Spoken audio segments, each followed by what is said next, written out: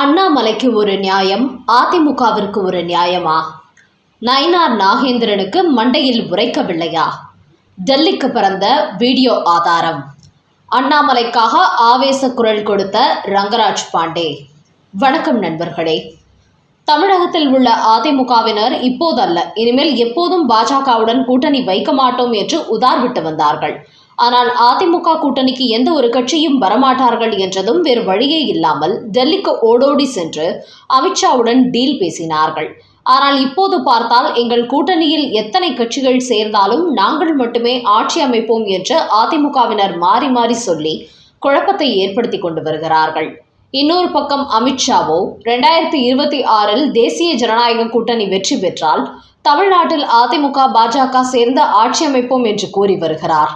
இந்த பரபரப்பான சூழலில்தான் அதிமுகவின் அமைப்பு செயலாளரான அன்வர் ராஜா தமிழ்நாட்டில் ஒருபோதும் பாஜக காலூன்ற முடியாது, அதற்கு அதிமுக இடம் கொடுக்காது என்று ஒரு வார்த்தை விட்டவர், இது கட்சியின் கருத்தல்ல, என்னுடைய தனிப்பட்ட கருத்து என்று கூறினார்.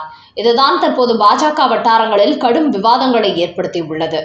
பாஜகவுடன் கூட்டணி வைக்க விருப்பம் இல்லை என்றால் எதற்காக இந்த எடப்பாடி பழனிசாமி டெல்லி சென்று அமித்ஷா இடத்தில் சரண்டர் ஆக வேண்டும்? கடந்த மக்களவை தேர்தலை போன்று இவர்கள் தனி கூட்டணி அமைத்துக் கொள்ள வேண்டியதுதானே? தனித்து போட்டியிட்டு ஆட்சியை பிடிக்க முடியாது என்பதற்காக பாஜகவை தேடி சென்று கூட்டணியை உருவாக்கி கொண்டீர்கள். இப்போது வட மாநிலங்களில் பாஜக அமைந்திருப்பது போன்று கூட்டணி ஆட்சிதான் தமிழ்நாட்டில் நடக்கும் என்று அமித்ஷா சொன்னதற்கு எதிர்கருத்து வெளியிடுகிறீர்கள். யாருக்கும் ஆட்சி அதிகாரத்தில் பங்கு கொடுக்க மாட்டோம் என்று கொந்தளிக்கிறீர்கள். அப்படி என்றால் எதற்காக மற்ற கட்சிகளுடன் நீங்கள் கூட்டணி வைக்க வேண்டும்? தனித்து போட்டியிட்டு தனித்து வெற்றி பெற்று நீங்கள் தனித்தே ஆட்சி அமைத்துக் கொள்ள வேண்டியதுதானே என்று பாஜகவினர் அதிமுகவினருக்கு கடுமையான பதிலடி கொடுத்து வருகிறார்கள். இந்த நேரத்தில் ரங்கராஜ் பாண்டேவும் அன்வர் ராஜாவின் இந்த கருத்துக்கு ஒரு பதிலடி கொடுத்திருக்கிறார். அவர் கூறும்போது, அன்வர் ராஜா சொன்ன கருத்து கூட்டணியை உடைக்கும் வகையில் உள்ளது. இப்படி ஒரு கருத்து சொல்லிவிட்டு தனிப்பட்ட கருத்து என்று சொல்கிறார். ஆனால் அதிமுகவின் அமைப்பு செயலாளராக இருந்து கொண்டு எப்படி இவர் தனிப்பட்ட முறையில் கருத்து சொல்ல முடியும்? இந்த கருத்தை இவராக சொல்லுகிறாரா, இல்லை எடப்பாடி பழனிசாமி சொல்லிதான் சொல்கிறாரா என்கிற கேள்வி எழும்புகிறது. அந்த அளவுக்கு இவர் ஒரு மோசமான கருத்தை முன்வைக்கிறார். இது போன்ற கருத்துக்கள் தான் கூட்டணி உடைவதற்கு காரணமாகிவிடும். பாஜக ஒரு நாளும் தமிழ்நாட்டில் காலூன்ற முடியாது என்றால் எதற்காக நீங்கள் அந்த கட்சியுடன் கூட்டணி வைக்க வேண்டும்? அவர்களுடைய ஓட்டுகள் மட்டும் உங்களுக்கு தேவை, ஆனால் அவர்களுக்கு ஆட்சியில் பங்கு கொடுக்க மாட்டீர்கள். இது எந்த வகையில் நியாயம் என்று கேள்வி எழுப்பியிருக்கும் ரங்கராஜ் பாண்டே, இப்படிதான் தமிழக பாஜக முன்னாள் தலைவர் அண்ணாமலை ஒரு பேட்டியில் ஜெயலலிதா சிறைக்கு சென்ற விவகாரத்தை கூறியிருந்தார்.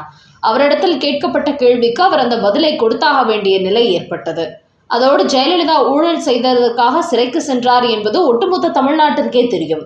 அவர் ஒன்றும் நடக்காத விஷயத்தை சொல்லிவிடவில்லை. அப்படி இருந்தும் அதிமுகவினர் கூட்டணி கட்சியின் முன்னாள் தலைவரை அண்ணாமலை விமர்சனம் செய்துவிட்டார் என்று அண்ணாமலைக்கு எதிராக கொந்தளித்தார்கள். டெல்லியில் புகார் அளித்தார்கள். ஆனால் அப்போது அண்ணாமலை இது கட்சியின் கருத்தல்ல, என்னுடைய தனிப்பட்ட கருத்து என்று கூறிய போதும் அதை அதிமுகவில் ஏற்கவில்லை. கூட்டணியை முறித்து கொண்டார்கள். அப்படி இருக்கும்போது அதிமுக கூட்டணிக்கு எந்த கட்சிகளும் வராத நிலையில் பாஜகவுடன் கூட்டணி வைத்துள்ள அதிமுக தற்போது ஆட்சி அதிகாரத்தில் பங்கு தர மாட்டோம் என்கிற விவகாரத்தை முன்வைத்து விமர்சனம் செய்வது கூட்டணி உடைவதற்கு தான் வழிவகுக்கும். அதிலும் அன்வர் ராஜா அதிமுகவின் அமைப்பு செயலாளர். அப்படிப்பட்டவர் பாஜகவை ஒரு நாளும் தமிழ்நாட்டில் காலூன்ற முடியாது என்று சொன்னால் என்ன அர்த்தம்? இப்படி ஒரு எண்ணம் இருந்தால் எதற்காக இவர்கள் பாஜகவுடன் கூட்டணி வைக்க வேண்டும்? இப்படி இருந்தால் எப்படி தொண்டர்கள் உண்மையாக உழைப்பார்கள்? இவ்வளவும் பேசிவிட்டு என்னுடைய தனிப்பட்ட கருத்து என்று சொன்னால் யாராவது ஏற்பார்களா? இதே போன்றுதான் முன்பு ஜெயலலிதா விவகாரத்தில் அண்ணாமலையும் எனது தனிப்பட்ட கருத்து என்று சொன்னார்.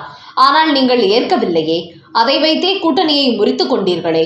அப்படி என்றால் அண்ணாமலைக்கு ஒரு நியாயம், உங்களுக்கு ஒரு நியாயமா? இப்படி பேசுவது அதிமுக வெற்றி பெறுவதற்கான வாய்ப்பை குறைத்துவிடும் என்பதை அக்கட்சியின் தலைவர்கள் புரிந்து கொள்ள வேண்டும் என்று அன்வர் ராஜாவின் இந்த கருத்தை கடுமையாக விமர்சனம் செய்திருக்கிறார் ரங்கராஜ் பாண்டே. அவரது இந்த கருத்தை பாஜக தொண்டர்கள் வரவேற்று வருகிறார்கள். அடுத்த செய்தி. அமித்ஷா அடுத்து தமிழகம் வரும்போது நடக்கப் போகும் புதிய அரசியல் விளையாட்டு. டெல்லியில் அன்புமணி சொன்ன தகவலால் நிகழப்போகும் அதிரடி மாற்றம். தற்போது பாட்டாளி மக்கள் கட்சியில் ராமதாஸ் அன்புமணிக்கிடையே கடுமையான மோதல் நடைபெற்று வருகிறது. குறிப்பாக டாக்டர் ராமதாஸை பொறுத்தவரை தனது மகள் வழி பேரனான முகுந்தனை இளைஞரணி தலைவராக்கி எதிர்காலத்தில் அவரையே பாட்டாளி மக்கள் கட்சியின் தலைவராக்க வேண்டும் என்று திட்டமிட்டு வருகிறார். இதன் காரணமாக முகுந்தனை கட்சிக்குள் விட்டால் எதிர்காலத்தில் குழப்பம் வரும் என்று அவரை இளைஞரணி தலைவராக்குவதற்கு கடுமையான எதிர்ப்பு தெரிவித்தார் அன்புமணி. இப்படி ஏற்பட்ட மோதல் தற்போது பெரிய அளவில் வெடித்து நிற்கிறது. இன்னொரு பக்கம் டாக்டர் ராமதாஸை பொறுத்தவரை திமுக கூட்டணிக்குத்தான் செல்வேன் என்று கூறி வருகிறார். ஆனால் அன்புமணியோ பாஜக கூட்டணிக்குத்தான் செல்வேன் என்று கூறுகிறார். இந்த நிலையில் சமீபத்தில் டெல்லி சென்ற அன்புமணி மத்திய அமைச்சர் அமித்ஷாவுடனும் சந்திப்பு நடத்திவிட்டு வந்திருக்கிறார்.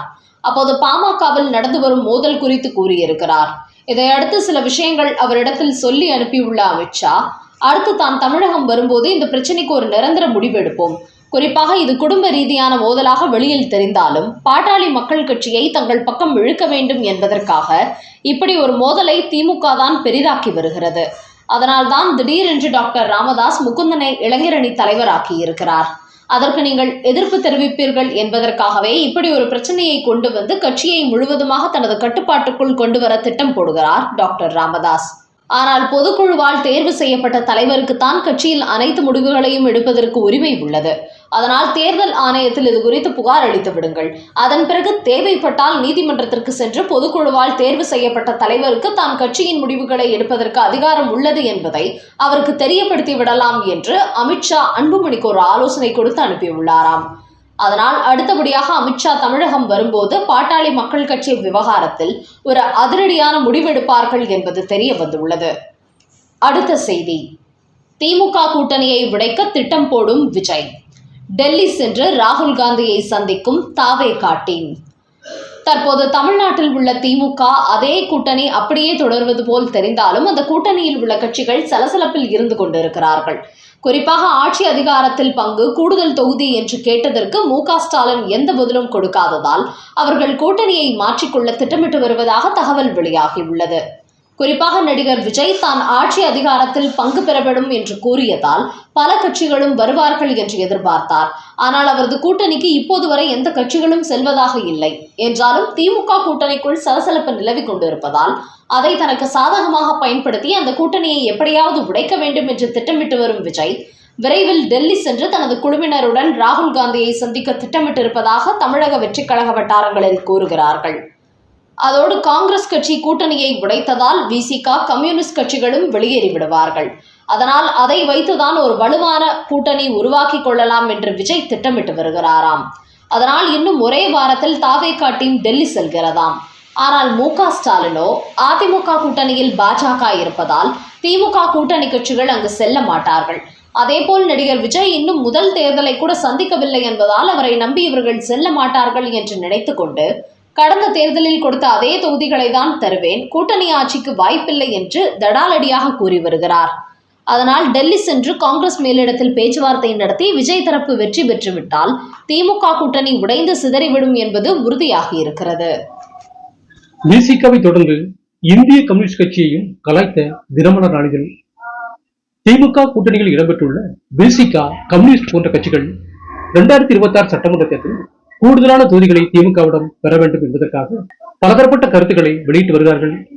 ஏற்கனவே விசிகாவின் திருமாவளவன் தமிழ்நாட்டில் விடுதலை சிறுத்தை கட்சி ஒரு மிகப்பெரிய கட்சி, நாங்கள் 234 தொகுதிகளிலும் போட்டியிட தகுதி பெற்றவர்கள் என்று கூறியிருந்தார்.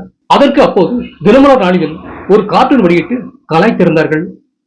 அதாவது 2034 தொகுதிகளிலும் நாம் போட்டியிடுவோம், திமுகவுக்கு வேண்டுமானால் 200 சீட்டுகளை பிச்சை போடுவோம் என்று திருமாவளவன் சொல்வது போன்று கிண்டல் செய்தார்கள்.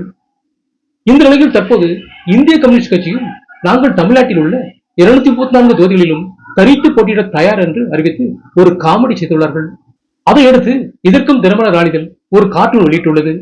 அதில் ஏற்கனவே நாம் உண்டியல் பணம் வசூலிப்பதை வாடிக்கையாக வைத்திருக்கிறோம், அதனால் தமிழ்நாடு முழுக்க தனித்தே போட்டியிட வேண்டும் என்றால் இன்னும் பெரிய அளவில் உண்டியல் தேவைப்படுமே தலைவரே என்று ஒரு தொண்டர் அக்கட்சியின் தலைவரை பார்த்து சொல்வது போன்று ஒரு கார்ட்டூன் வெளியிட்டு இந்திய கம்யூனிஸ்ட் கட்சி என்பது உண்டியல் குலுக்கி வசூலித்து வரும் ஒரு கட்சி என்பதை சொல்லி கடுமையாக கலாய்த்துள்ளார்கள்.